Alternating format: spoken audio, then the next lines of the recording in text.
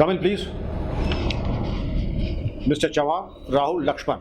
Do sit down, please. Good evening. Good evening. Sit down. I'm so happy that you could make it. You've had your lunch? Yes, sir. Okay, very good. So, without further ado, let us get to some interaction. Yes, sir. The degree that you have got is first division BA, and the subjects were geography, economics, polity, and English. Yes. What did you study in English? Prose or poetry? Do you remember something in prose and poetry of graduation English, or you've forgotten everything? So in the If you're not comfortable, you will not sit here. Geography, it was your subject in the civil services examination also? yes, sir. Optional subject. Right. Tell me something about green tourism. Have you heard of the term green tourism? Yes, sir. What is it? Next. Okay. So the green tourism is the recent concept where there is the promotions of the ecological features of the country, where it is emphasized that there would be the sustainable use of the potential of the environment for the economic means, and the load of the tourist won't be felt on the You environment. have the concept clear.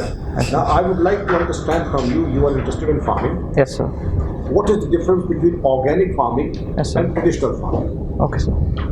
So in the organic farming, sir, we mostly rely on the organic fertilizers, and also there is the effective use of the moisture in the soil, and in the case of the insecticides and pesticides, those are not used, but the biological pesticides and the biological insecticides are used. And in the traditional farming, we mostly rely on the inorganic fertilizers, and also we use the Vermicompost is an organic fertilizer or an chemical fertilizer? organic fertilizers, sir. Very good, sir. You visit different modern farms. Yes, sir. What exactly is a modern farm? Okay, sir. How do you define a modern farm? Okay, sir. So modern farm is the farm which is based on the infrastructure, which is considered as a modern as compared to the traditional we use in the traditional agriculture, and also the decision making of the farmer is the effective. That is mostly not in the case of the traditional farming. Would this be something like a corporate farm, or is it still a farmer-run farm? Okay. Corporate farming can be considered as a part of the modern farming, sir. Yes, sir. Use of methods like drip irrigation, would that be part of modern farming? Yes, sir. Because use of all the inputs, like as you said, that the drip irrigation, it is also because that is the effective use of the water that is promoted. So that is part of the modern farming only. What do you think of writing off of loans of farmers as a method for helping farmers? It's been adopted by many states. Yes, sir. Do you think that's an appropriate way of going about it? Okay, sir. So if you are talking in the short term, sir, I will say that is the appropriate thing. But sir, it should be followed by some comprehensive measures. Those are not coming, because in the case of the Maharashtra also, they have loan waiver for the 2 times, but they given at the cost of the various other agricultural schemes, which had the very, I will say, high opportunity cost, because those were benefiting to the various farmers and those were the futuristic. So government withdrew this and they transferred those funds to these loan waivers, and so government is not thinking in the futuristic manner. So if it is coming with some futuristic approach and the policy making, then I will say in the short term that is good thing. And one more question to you. At one time it used to be said that the WTO was linked with farmers' use sites in Maharashtra, Yes, especially in the Vidarbha area. Yes, What sir. sort of linkage was there with the WTO? Okay, sir. So in the WTO, sir, we have the agreement on the agriculture. Because of that, sir, it has opened the agriculture sector for the, I will say, in the foreign trade. Because of that, sir, the government can't give the excessive subsidies to this agriculture. So this support system of the government is especially little bit broken, and because of that, sir, foreign commodities are easily entering the market, and because of that, the farmers are not getting the due share for their produce. And anything specific in the case of cotton farming? Yes, sir. WTO and cotton farming. Yes, sir. Any linkage between them? हमसे जुड़ी हुई बात बोलते हैं आपसे, समझ पा रहे हैं हमारी बात? Yes, sir. बहुत दिनों से मांग है उससे लोगों की कि जो पुराना कॉटन है बीज उसके मुकाबले बीटी कॉटन लाया जाए। बीटी कॉटन और बहुत से लोग इसका विरोध कर रहे हैं। बहुत से लोग कह रहे हैं बीटी सरसों लाया जाए। बहुत से लोग इसका विरोध कर रहे हैं। सरकार इस पॉलिसी को मानती है कि ये फायदे में रहेगी। एक ग्रुप कहता है फायदे में रहेगा क्योंकि बहुत ज़्यादा अच्छा उत्पादन होगा और नुकसान भी कम होगा और मिट्टी भी कम खराब होगी, ग्रीन रिवॉल्यूशन से जैसी हुई है। तो ऐसे में आप क्या राय है? जो बीटी ब्रिंजल है, बीटी कॉटन लाना है, क्या ये उचित है? So when the BT cotton was introduced, so because it was introduced because the traditional cotton farms was not that much productive, and the BT cotton increased the productivity and productions of the cotton. So in the initial years that was the very profitable, but so the cotton seeds those were formed, which was the resistant to the bollworm attack pest. But so these the bollworms have adapted to this BT variety, and so they have developed the resistance. So there is the technological constraint that has not overcome this pest problems. If इससे society का कोई ताल्लुक है? yes, sir, yes. In the case of the Vidarbha and the Marathwada, because they are mostly growing this cotton, BT cotton, and so in the recent years the failure rate in the BT cotton is very high, and in these areas there is a very less non-agricultural jobs, and also the dependence on the livestock sector is very low. So they have this only ultimate source of the income, and when it was failed, that led to the suicide of the farmers. Yes, sir. Then you have geography as well. Yes, sir.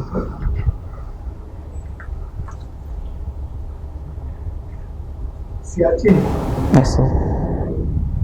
which mountain range is?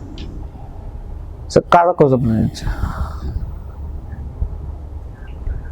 What is its importance Okay. in India, Pakistan? Okay, sir. So that is the Siachen Glacier's location is at the confluence of the China, India, and the Pakistan. So this is the point where the India can have the strategic advantages over the China and the Pakistan.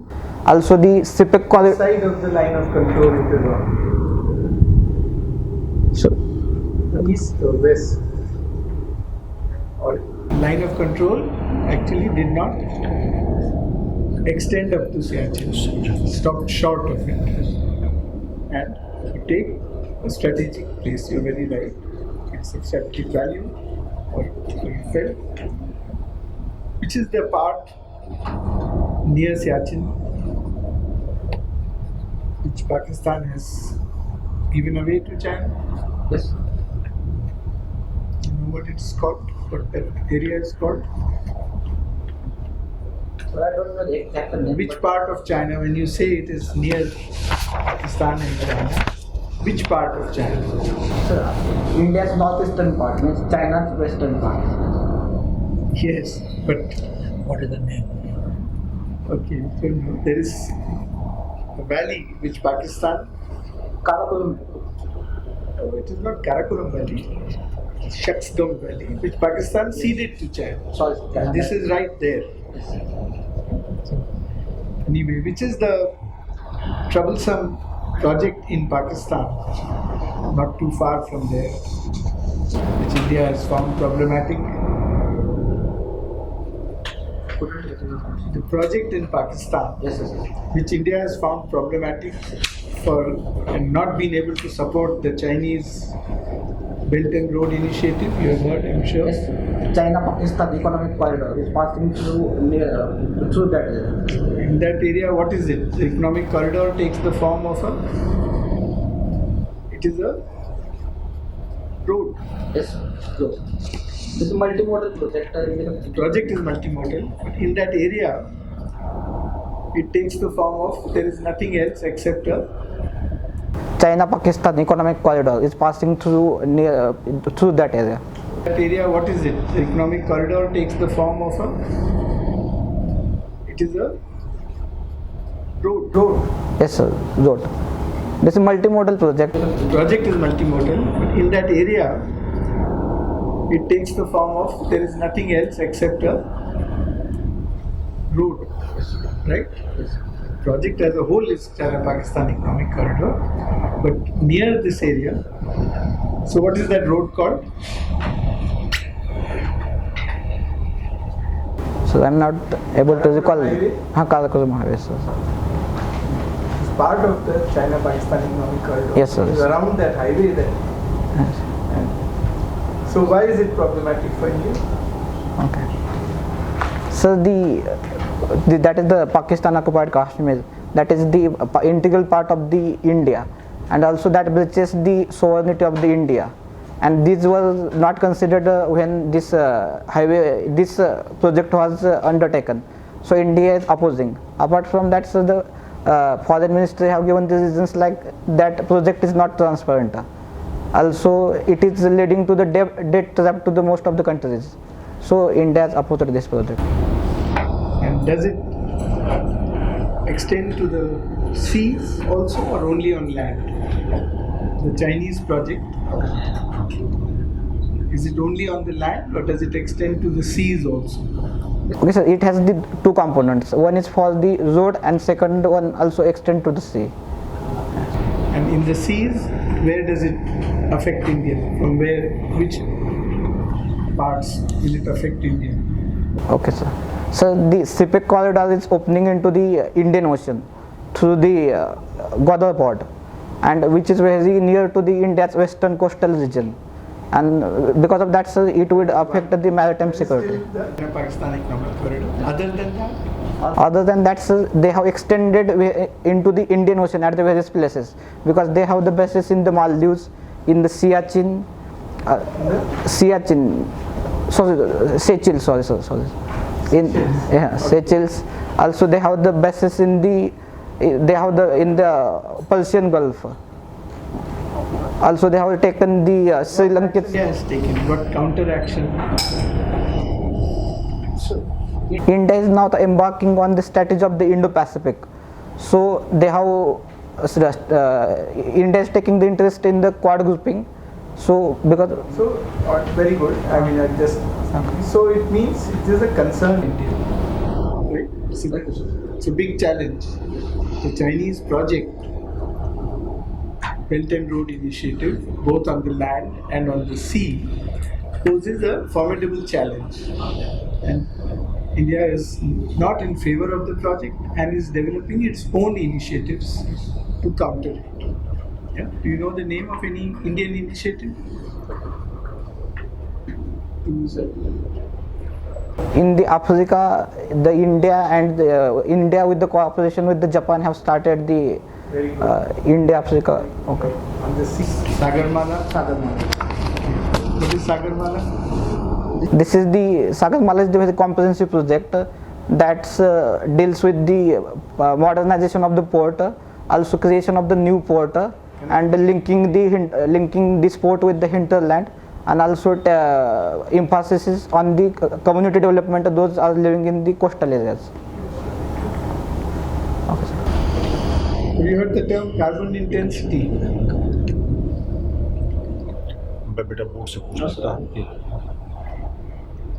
Climate change, in the context of climate change, countering National Action Plan, the Indian National Action Plan. So carbon intensity refers to the amount of Carbon dioxide that is. pollution potential of the economy. Look it up. It's not very critical. Yeah.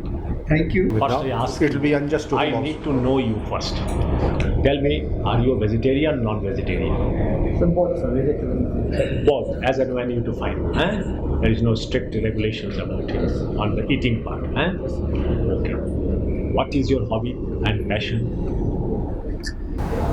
So my hobby is the visiting various agricultural farms and interacting with the farmers. Okay, that's good. Apart from that, sir, I like to play the cricket and also the following the mainly European football competitions. Follow the European Football League also, not the ISL. So I'm not, because I'm the person specific fan of the football, because I like the. I'm talking of the not IPL, ISL. ISL is a European Football League. I'm not following that ISL. ISL not follow. Yes, sir. European League you follow. Yes, sir. You follow Messi, you follow Ronaldo. Yes, sir. But you do not follow the Sunil Chhetri. Sir, I do follow the Sunil Who is Sunil Chhetri, Chhetri? Who is Sunil Chhetri? captain of the Indian football team, sir. Tell me your strength. Why you should select you for civil services? Okay, sir. So I think, sir, I have the better understanding of the problems. Those are mostly happening in the rural areas. Also, I have the capacity to work very hard, and also passionate about the tackling the problems that the society mainly facing. And also that, sir, I think, sir, I will bring the professionalism in the service. Professionalism in the service. What do you understand by this professionalism? What is professionalism?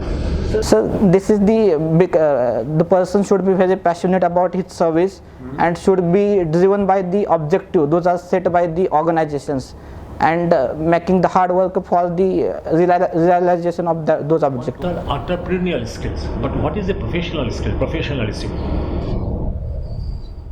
It is something different. What you are talking about is the entrepreneurial skills.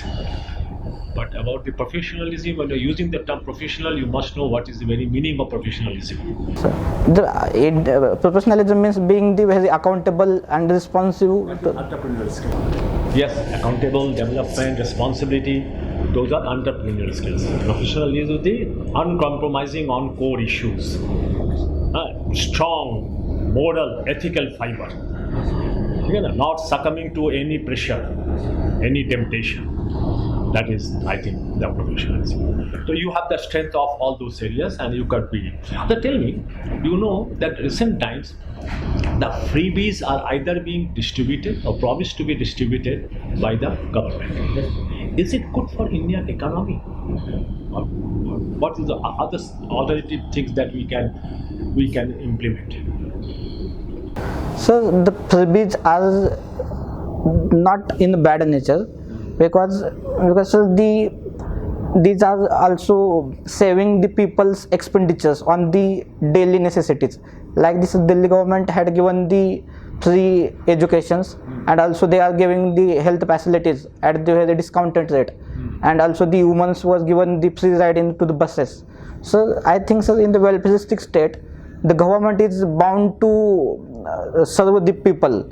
And in this case, if the government is doing something that is leading to the improvement in the standard of the living of the peoples, and also that is leading to the people have the more money at their hand, then, sir, I think people will be free to spend that on the higher needs, so that they will further increase their standard of the living. But, sir, it shouldn't be at the cost of the financial situation of the state. If they are taking also the measures in the revenue part, because they have this sufficient and effective sources of the revenue, and out of that they are effectively managing that, so I think it's good measures. We are these days listening to 24/7 news channel. It is said that it is adversely impacting the peace and harmony in the society. Do you agree with this? 24/7 news channel adversely affecting the peace and harmony in the society. So I don't think so. These are the affecting thing. Why? Because the news is the continuous atom. Because these are the main role of the news is the informing the people, and the life is the continuous, and there are the various happenings in the various part of the world. Because whenever there is a day in the India, night in the India, there would be the day in the other part of the world. And so these are the 24/7 channels are the very necessary for the providing the continuous information. Sometimes they create the news. Sometimes they create the halagulla news. News is just like this. Halagulla is this. So news is good. हल्ला गुल्ला. But that And the nation is demanding this, and he should apologize. This is the campaigning. This is not news communication. This is not a part of communication. This is the campaigning. So, should media do the campaigning, or should media provide the news? Actual for So because it is said at the global level also that the press freedom standard in India is declining. Even India has ranked very low in the press freedom index. So as you said that the journalist should follow the journalist ethics and they should have the investigative I think so largely they are not following because there are the various problems in India. Hello friends, Dikshant IAS प्रस्तुत करता है Dikshant free coaching and scholarship programme, Bharat सरकार एवं गैर सरकारी संगठनों द्वारा वित्त पोषित। Hello friends, Dikshant free coaching and scholarship programme online course का लाभ लेने के लिए गूगल प्ले स्टोर पर जाकर दीक्षांत एजुकेशन टाइप करें और हमारे ऐप को डाउनलोड करें, या दीक्षांत IAS के YouTube चैनल को सब्सक्राइब करें तथा ऑफलाइन कोर्स का लाभ लेने के लिए या इस बारे में विशेष जानकारी प्राप्त करने के लिए हमारे मोबाइल नंबर पर संपर्क करें 7428092240 9312511015 8851301204